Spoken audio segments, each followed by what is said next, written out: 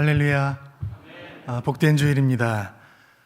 지상의 모든 교회가 종려주일로 지키는 이날, 현장 예배로 함께 예배드리는 성도님들 주님의 이름으로 축복하고 환영합니다.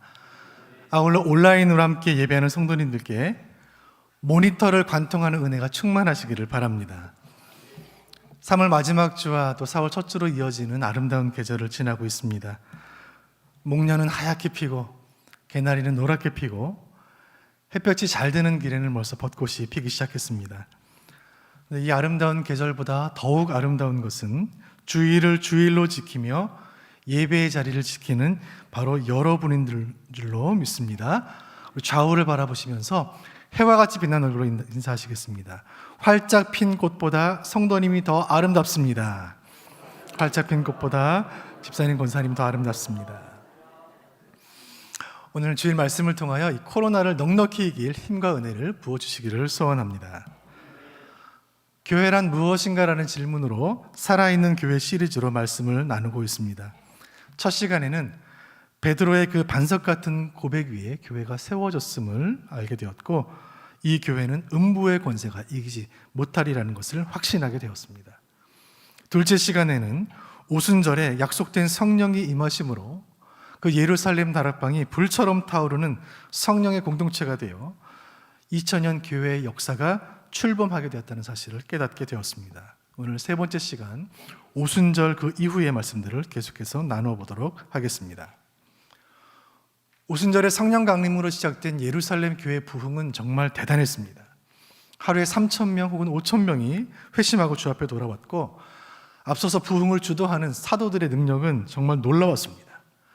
사도들의 설교에는 영권이 있었고 그들의 사역에는 기름 부으심과 권세가 넘쳤습니다. 교회를 통해 병든 사람들은 치유를 받았고 가난한 사람들은 회복이 되었습니다. 권력자들이 복음을 전하지 못하도록 협박을 하고 권세자들이 제자들을 옥에 가두어도 누구도 부흥을 막을 수 없었습니다. 복음으로 인하여 온 예루살렘이 요동했습니다. 동시에 교회가 부흥할수록 대적들의 핍박은 더 거세졌습니다.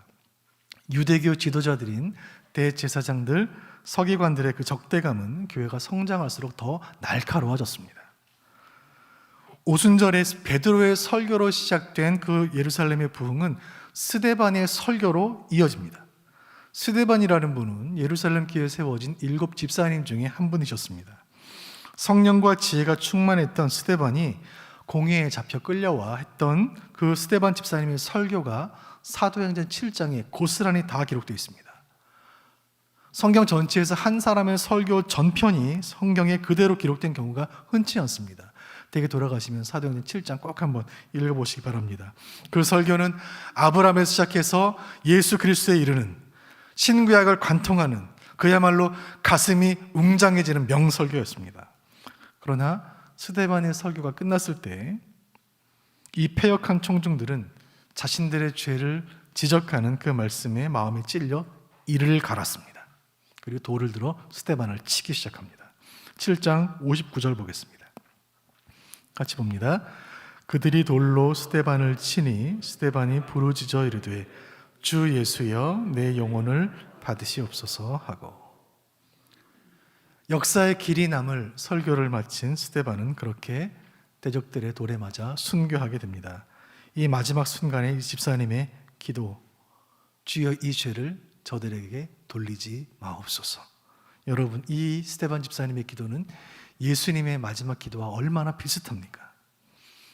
이 말씀 준비하면서 스데반의 말씀을 통해 묵상하다가 깨닫는 마음이 있었습니다. 스데반 집사님은 정말 예수님처럼 살다가 예수님처럼 떠난 분이시구나. 이 성령과 지혜가 충만한 하나님의 사람 스데반, 이 집사님은 진짜 예수님의 제자였구나. 그런 이 스데반 집사님과 함께 한 교회에서 신앙생활했던 성도들 얼마나 행복했을까.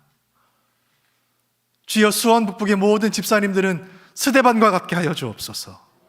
이 말씀 듣는 우리 모두는 스데반과 같이 예수님 닮은 제자들로 살게 하여 주옵소서. 함께 기도해야 할 줄로 믿습니다. 스데반 집사님의 순교는 한 사람의 죽음으로 끝나지 않았습니다. 그것은 거대한 핍박의 전조였습니다. 8장 1절 보겠습니다. 같이 같이 봅니다. 사울은 그가 죽임당함을 마땅히 여기더라. 그날에 예루살렘에 있는 교회에 큰 박해가 있어 사도 외에는 다 유대와 사마리아 모든 땅으로 흩어지니라. 큰 박해가 임했고 성도들은 흩어질 수밖에 없었습니다. 이때 사울이라는 이름을 가진 한 유대인은 스데반 집사님의 죽음을 당연한 것으로 여겼다고 성경이 의미심장하게 기록을 남기고 있습니다. 이제 스데반의 순교를 기점으로 교회 역사는 새로운 국면으로 접어들게 됩니다. 예루살렘 교회는 이제 흩어져야만 했습니다. 그 좋은 교회, 그 부흥하는 교회가 왜 흩어져야 했는지 그 흩어졌던 성도들은 몰랐겠지만 지금 우리는 그 이유를 알고 있습니다. 그것은 세계 선교를 위한 하나님의 계획이었습니다. 예루살렘을 떠나 다시 모인 그런 흩어진 교회에는 새로운 지도자가 필요했습니다. 예루살렘 교회를 위해 준비된 지도자가 베드로였다면 새로운 교회를 위해서는 새로운 사람이 필요했습니다. 이 사람은 뜻밖의 인물이었습니다. 이 사람은 예루살렘 출신도 아니고 12제자도 아니고 예수님의 성만찬에 참여했던 사람도 아니었습니다. 혜성처럼 등장한 이 사람으로 인해 이제 복음은 유대인들의 종교를 넘어서 모든 민족을 위한 종교로 확장되었고 예루살렘이라는 한 도시를 넘어 세계적인 글로벌 종교로 발돋움하게 됩니다. 이 사람의 등장과 함께 복음은 로마 제국 저 변방에서 시작된 유대교의 작은 한 분파가 아니라 물이 바다를 덮은 같이 전 세계적인 현상이 되고 거대한 파도가 되어 세계 역사의 판도를 바꾸기 시작합니다. 이 모든 역사의 주인공, 이 사람의 이름은 사울입니다. 여러분, 이 사람의 이름을 듣는 순간 우리 마음이 얼마나 당황스러운지 모릅니다. 우리는 이 사람을 알고 있습니다. 스데반의 순교 현장에 있던 가해자였고 예루살렘 박해의 주동자가 아닙니까? 교회 핍박의 대명사이고 성도들에게는 저승사자 같은 사람, 성도라면 모르는 사람이 없고 성도라면 치를 떨 수밖에 없는 그 이름 사울. 왜 하필 사울이었을까요? 여러분, 지금부터 2000년 전 1세기에 만약에 누군가가 복음 들고 세계를 다니며 전도를 해야 한다면, 선교를 해야 한다면 그 사람에게는 어떤 조건이 필요할까요? 1세기 선교사의 조건을 한번 생각해 봤으면 좋겠습니다. 먼저는 그의 신분이 보장되어야 합니다. 정치적으로 로마가 세계를 다스리고 있었기 때문에 어디를 가든지 신변을 보호받을 수 있는 로마의 시민권이 필요했습니다. 두 번째는 언어적으로 당시는 문화적으로 헬라의 문화권 속에 있었기 때문에 헬라어가 국제 통용어로 사용이 되었고 헬라어를 능숙하게 구사할 수 있어야 복음을 전할 수가 있었습니다. 세 번째, 종교적으로 유대교 영향 속에 있었기 때문에 유대교에 대한 정통한 지식이 필요했습니다. 신분과 언어와 종교, 이 세 가지의 조건을 완벽하게 갖춘 사람은 지구상에 딱 한 명 있었습니다. 그 사람이 바로 사울이에요. 그는 로마의 시민권을 가진 사람이었고 헬라어를 자유자재로 구사했으며 유대교의 대학자였습니다. 그가 바로 사울이죠. 사울은 다메섹 가는 길에 주님을 만났고 주님의 강권적인 택함을 받게 됩니다. 사도행전 9장 15절 16절 같이 보겠습니다. 시작. 주께서 이르시되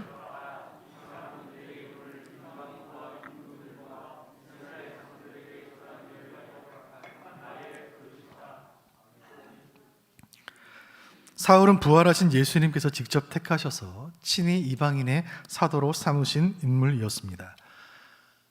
선교할 사람이 준비가 되었습니다. 이제는 그 선교사를 파송할 교회가 필요했습니다. 이 새로운 교회가 시작된 곳이 바로 안디옥이었습니다. 여러분, 안디옥을 아시나요? 사도행전 11장 19절에 안디옥이 처음 등장하는데 제가 읽어드립니다. 11장 19절.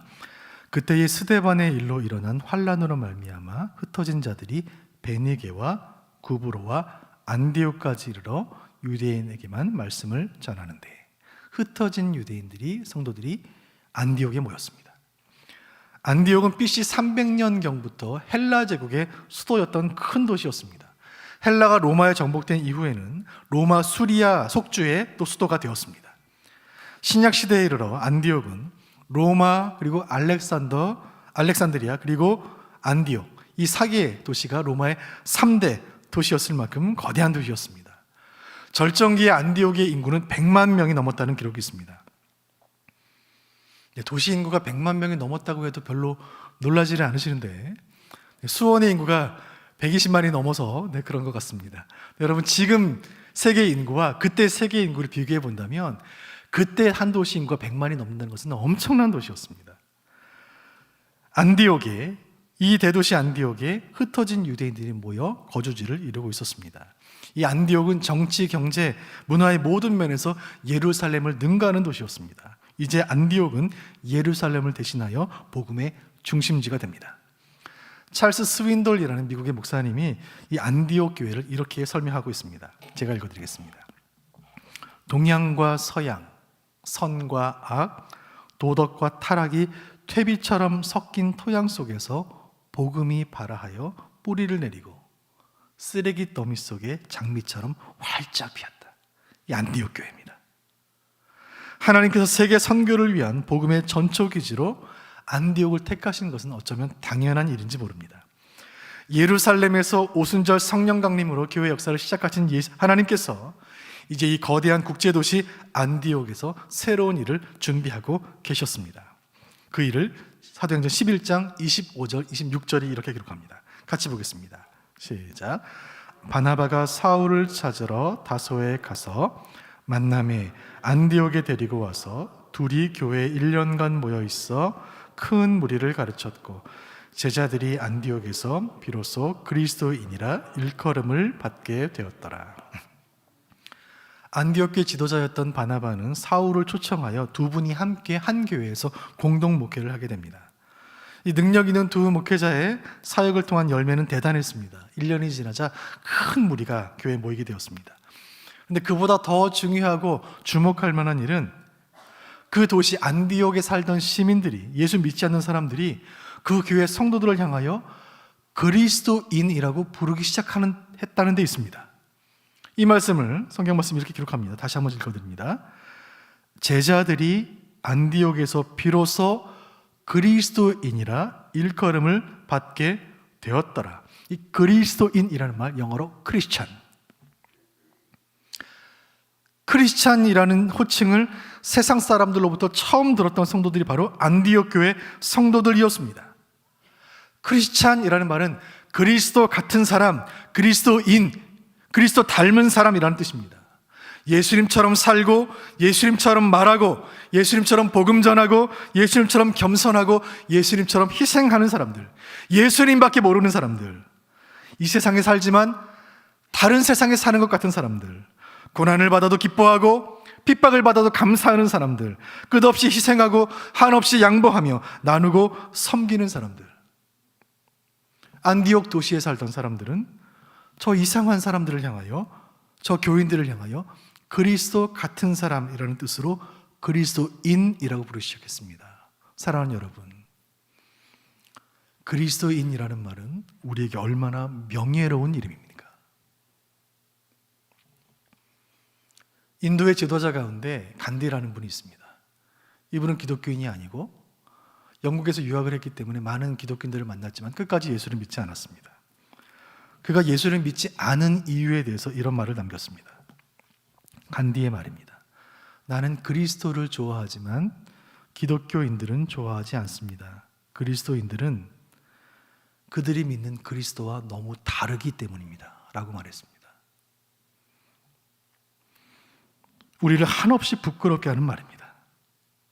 우리가 크리스찬으로서 간절히 기도해야 할 제목이 여기에 있습니다. 주님, 크리스찬이라는 이름에 부끄럽지 않게 하여 주옵소서. 어떠한 의사결정을 내릴 때 예수님이라면 어떻게 하셨을까 늘 생각하며, 늘 기도하며 하루하루 주님 닮아가는 우리가 되게 하여 주옵소서. 예수처럼 살고 예수처럼 죽는 우리가 되게 하여 주옵소서. 그리스도인이라는 이 영광스러운 이름 앞에서 한 점 부끄러움이 없기를 우리가 함께 기도해야 할 줄로 믿습니다. 교회 역사 최초로 그리스도인이라는 칭호를 들었던 안디옥 교회, 그 교회가 어떤 교회인지 사도행전 13장 1절이 잘 보여줍니다. 함께 읽습니다. 시작. 안디옥 교회에 선지자들과 교사들이 있으니 곧 바나바와 니게르라 하는 시므온과 구레네 사람 루기오와 분봉왕 헤롯의 젖동생 마나엔과 및 사울이라. 안디옥 교회를 앞서 섬기던 이 5명의 지도자들을 보시길 바랍니다. 얼마나 다양한지 모릅니다. 성전 제사장 출신의 구브로 사람 바나바, 또 피부가 검다는 뜻을 가진 흑인 시므온, 북아프리카에서 온 루기오, 헤롯과 함께 자란 왕실 귀족 마나엔, 그리고 랍비 가말리엘의 제자 사울까지 귀족과 평민과 유대인과 흑인이 하나의 공동체를 이루고 있습니다. 이것이 교회입니다. 인종과 배경이 다른 이 지도자들의 모습만 봐도 안디옥 교회가 이방 선교를 위해 준비된 교회임을 우리는 알게 되는 것입니다. 다양한 사람들이 성령 안에서 하나가 되어 있는 이 공동체 안디옥 교회에 특별한 일이 일어납니다. 13장 2절 같이 보겠습니다. 시작. 주를 섬겨 금식할 때에 성령이 이르시되 내가 불러 시키는 일을 위하여 바나바와 사울을 따로 세우라 하시니, 여기에 주를 섬긴다라는 말은 주를 예배한다라는 말입니다. 교회는 예배하고 있었습니다. 그 예배하는 중에 성령의 음성을 듣게 됩니다. 그리고 금식했다라는 말이 있는데, 이 금식이라는 말이 쓰여진 헬라어 동사가 계속적인 반복을 뜻하는 시제로 사용이 됩니다. 이것은 어쩌다 한 번 금식한 것이 아니라, 1년에 한 번 금식한 것이 아니라 정기적으로 규칙적으로 교회가 금식하며 기도했다는 뜻입니다. 기도하며 금식하던 중에 교회는 성령의 음성을 듣습니다. 사도행전 전체에서 성령께서 직접 말씀하시는 유일한 말씀입니다. 내가 불러 시키는 일을 위하여 바나바와 사울을 따로 세우라. 바나바와 사울은 안디옥 교회 5 지도자 가운데 2명이었습니다. 이 말씀을 들은 교회의 반응을 사도행전 13장 3절에 기록합니다. 같이 봅니다. 이에 금식하며 기도하고 2 사람에게 안수하여 보내니라. 여기에 교회의 반응을 4가지 동사로 설명합니다. 첫째, 금식했다. 2번째, 기도했다. 3번째, 안수했다. 4번째, 보냈다. 먼저 금식했습니다. 교회는 다시 금식을 시작했습니다.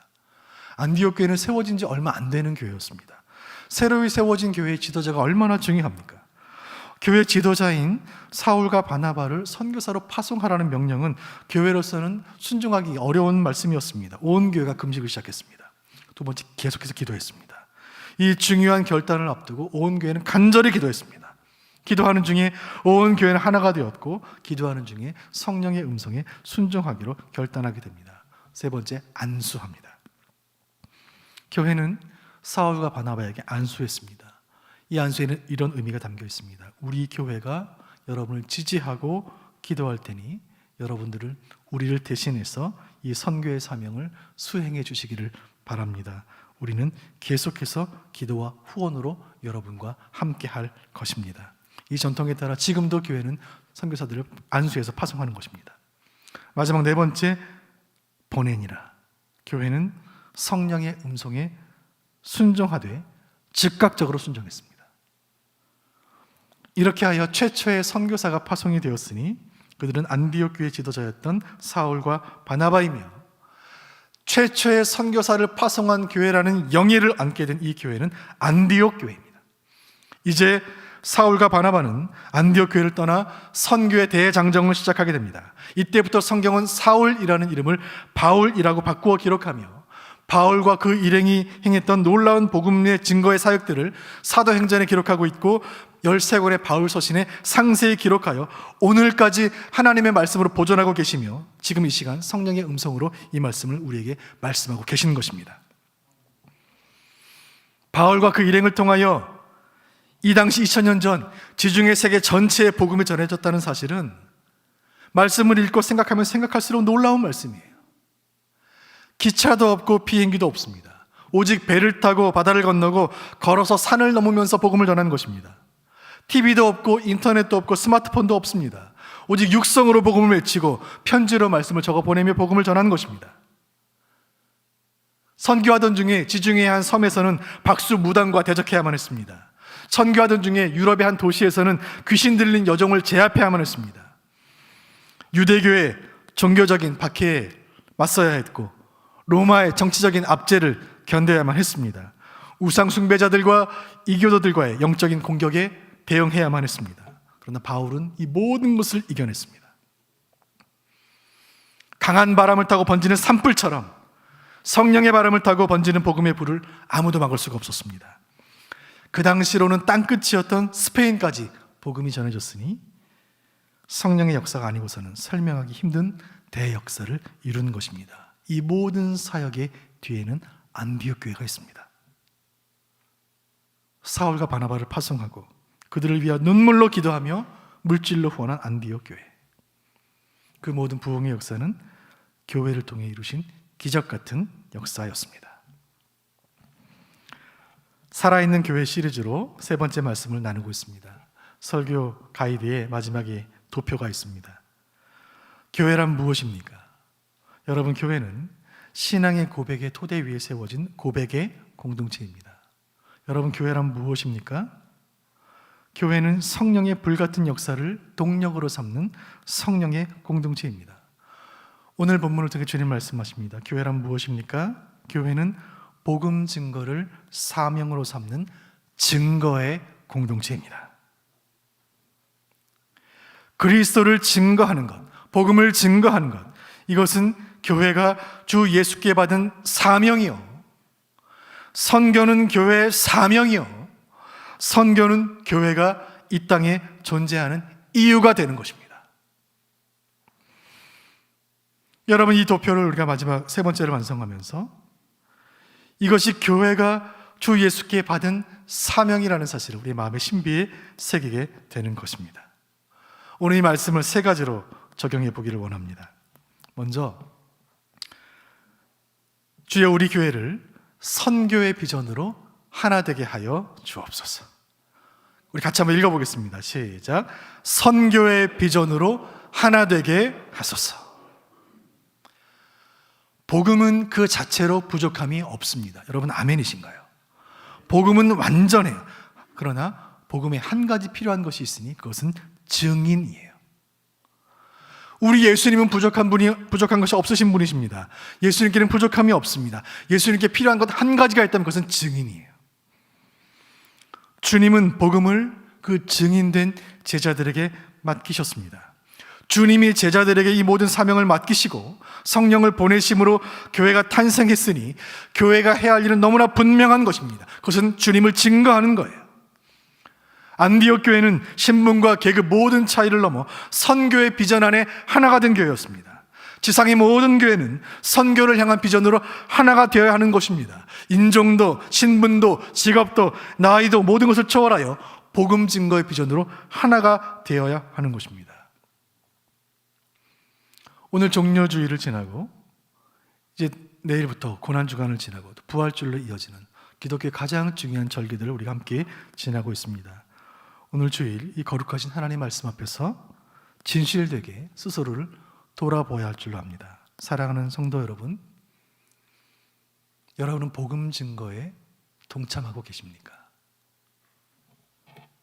이 질문에 대해 그런지 그렇지 않은지를 확인할 수 있는 질문을 하나 더 드리겠습니다.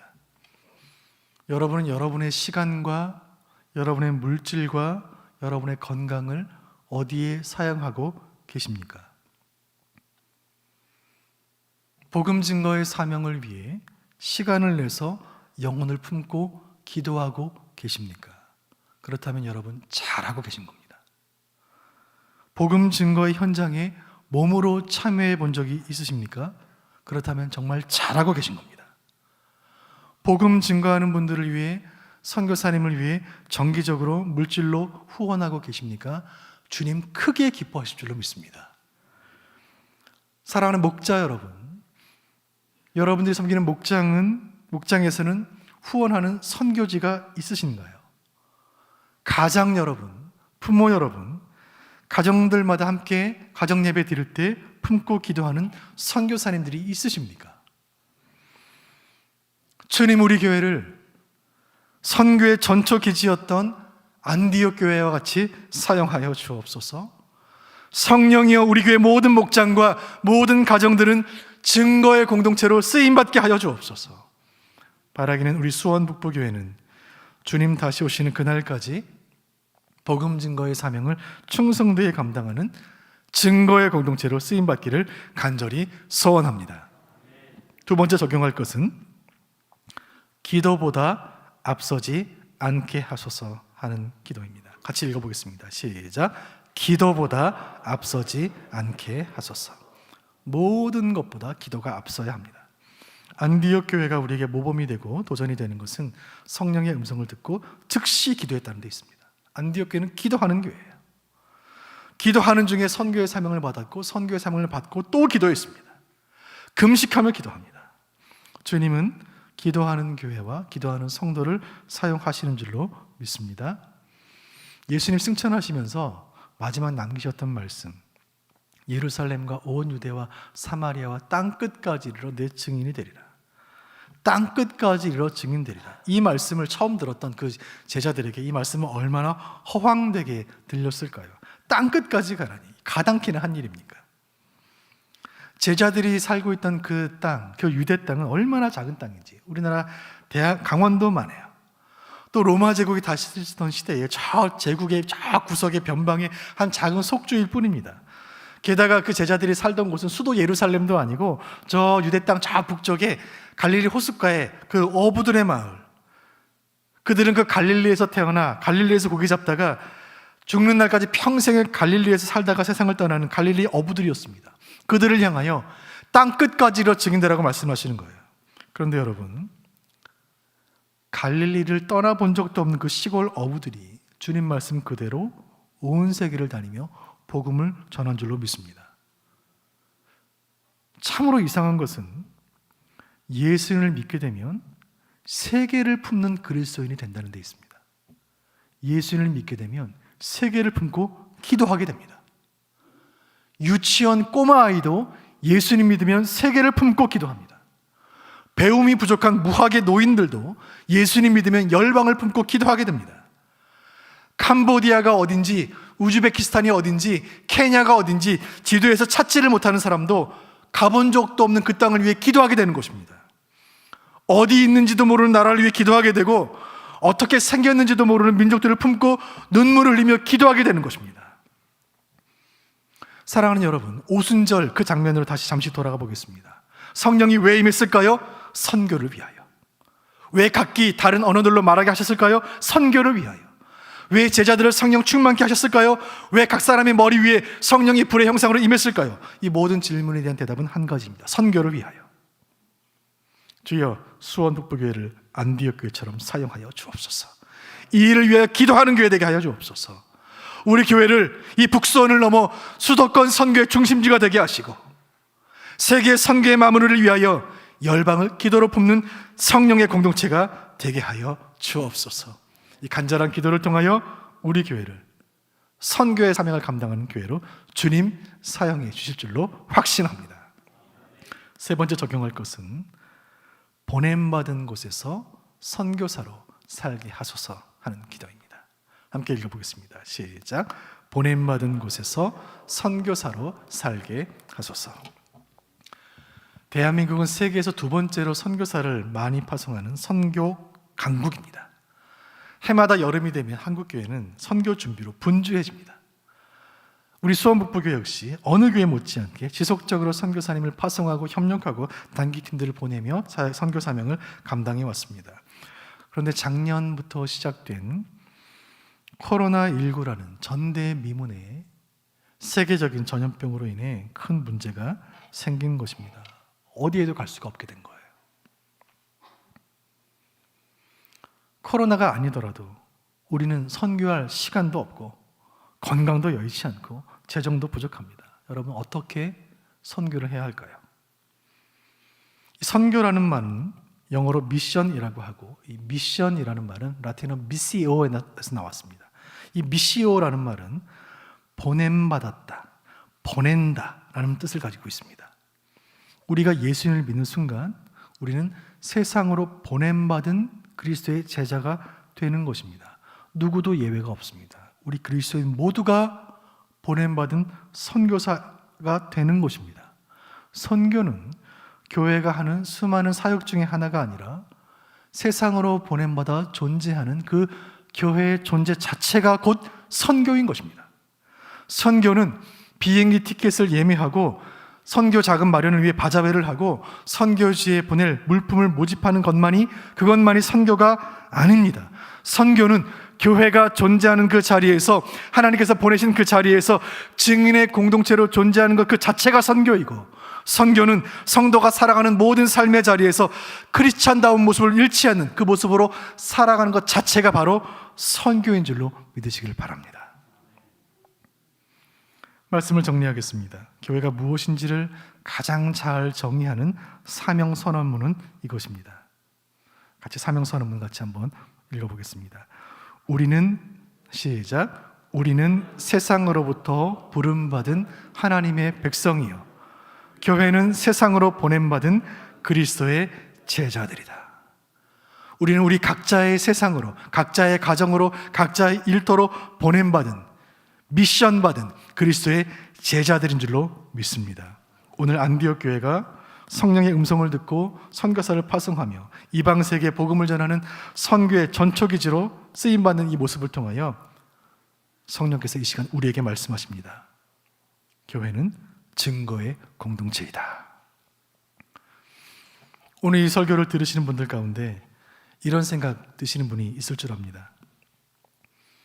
아니, 내 믿음 하나 건사하기도 벅찬데, 우리 아이 하나 믿음 지키게 하는 것도 이렇게 어려운데 무슨 선교입니까? 내 사업이 이렇게 어려운데, 내 몸이 이렇게 아픈데 무슨 선교입니까? 여러분, 그렇지 않습니다. 우리의 삶의 형편이 어떠하든지 우리가 살아가는 그 자리, 하나님이 우리를 보내신 그 자리에서 그리스도인의 모습을 지키며 크리스찬의 품격을 지키며 인내하며 기도하며 그의 삶을 살아가는 것, 이것이 바로 선교인 줄로 믿으시기를 바랍니다. 주여, 우리가 그리스도인이라고 그 이름을 가지고 살아가는 모든 곳이 선교지라는 사실을 깨달아 알게 하여 주옵소서. 우리 교회 모든 직장인들은 내일부터, 월요일부터 일터 선교사로 살게 하여 주옵소서. 우리 교회 모든 주부들은 가정 선교사로 사역하게 하여 주옵소서. 우리 학생들은 학원 선교사가 되게 하시고 캠퍼스 선교사가 되게 하여 주옵소서. 우리 한 주간 동안 각자 보냄받은 자리에서 선교사로 살아가다가 주일에 교회에 모여 서로가 서로에게 선교 보고하고 선교의 은혜를 나누고 간증하며 말씀으로 세임받아 다시 선교지로 파송되는, 우리 교회는 주일마다 선교사를 파송하는 선교의 전략기지가 되게 하여 주옵소서. 복음 전하다가 때로 어려움도 당하고, 때로 무시도 당하고, 때로 상처도 받겠지만 이 모든 일을 명예롭게 여기며 서로 격려하고 위로하며 예수님 닮은 인내와 예수님 닮은 섬김으로 살아갈 때 우리의 이 모습을 바라보며 세상 사람들로부터, 야, 저들은 그리스도인이구나, 이런 칭함을 받게 될 것이며, 이런 우리 인생을 통하여 주님 영광 받으실 줄로 확신합니다. 기도하겠습니다. 자비로우신 주님, 오늘 우리 주님 낙이 타시고 예루살렘에 입성하시던 그 종려주일을 맞이하여 주 앞에 나와 현장 예배로 또 온라인으로 예배드리며 말씀 통하여 주님의 음성을 듣게 하시니 주님 감사합니다. 오늘 말씀 가운데 안디옥 교회가 성령의 음성에 순종함으로 바울을 선교사로 파송하고 이를 통하여 열방을 섬기는 모습을 통하여 우리의 마음이 뜨겁게 하시는 아버지, 주님 간절히 소원하오니 우리 수원북부교회를 안디옥 교회와 같은 증거의 공동체, 선교의 공동체로 사용하여 주옵소서. 주님, 우리가 그리스도인이라는 이름으로 살아가는 모든 삶의 자리가 선교의 현장임을 깨달아 알게 하여 주옵소서. 우리 모두가 보냄받은 자리에서 한 주간 살아가는 동안 지치고 고되고 힘든 시간이 올지라도 그리스도인이라는 이름에 부끄럽지 않게 살아가게 도우시고 이를 통하여 주님의 살아계심을 증거하는 보냄받은 선교사로 살아가게 하여 주옵소서. 코로나19로 인해 선교와 전도가 또 위축되어 있는 이때라도 눈물로 기도로 복음의 씨앗을 뿌리는 모든 선교사님들과 모든 성도들을 주님 귀히 보시고 영적 추수의 때가 이를 때에 영혼 추수의 기쁨이 온 교회에 넘실거리게 하여 주옵소서. 모든 말씀 살아계신 예수님의 이름으로 기도하옵나이다.